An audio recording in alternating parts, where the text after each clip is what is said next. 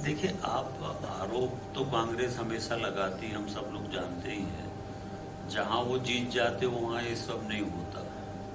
वो छिंदवाड़ा में जीत गए जिला पंचायत, तो वहाँ हार्स ट्रेडिंग नहीं हुई, वहाँ बिल्कुल राम राज्य आ गया था और राम राज्य से वो वहाँ पर जीत गए। सदस्यों को बंदी बना लिया था।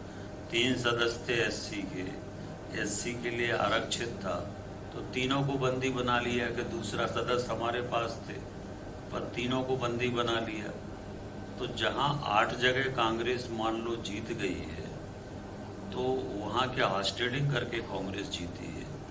तो ये जो है राजनीति में इस तरह की बातों का कोई अर्थ नहीं होता। जनता समझती है। कांग्रेस कभी भी अपनी हार को स्वीकार नहीं करती, क्योंकि उसका लोकतंत्र में विश्वास नहीं है। कांग्रेस हमेशा तानाशाही और राजशाही मानसिकता की पार्टी रही है और आज भी उनकी वही तानाशाही और राजशाही की मानसिकता है।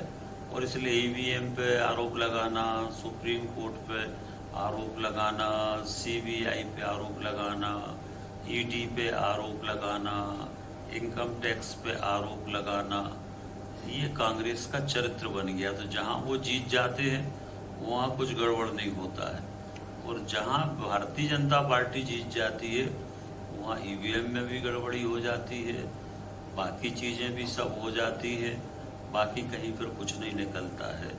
जिस ईडी की वो बात करते हैं, उसी ईडी ने अभी पश्चिम बंगाल में 50 करोड़ रुपए का कैश एक साथ जब्त किया है, 9 फ्लैट जब्त किए हैं और अभी भी नोटों की गिनती चल रही है।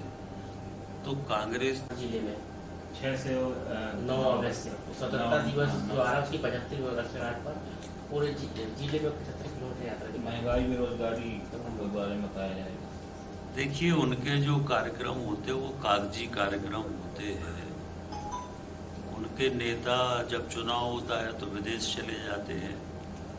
तो कौन यात्रा निकालेगा, क्या यात्रा निकालेंगे, क्या यात्रा में बोलेंगे, अभी तो वो स्थिति ये है कि अगर ग्रामीण क्षेत्रों में जाएंगे तो कांग्रेस के खिलाफ इतना जन आक्रोश है तो उनको यात्रा निकालना मुश्किल हो जाएगा।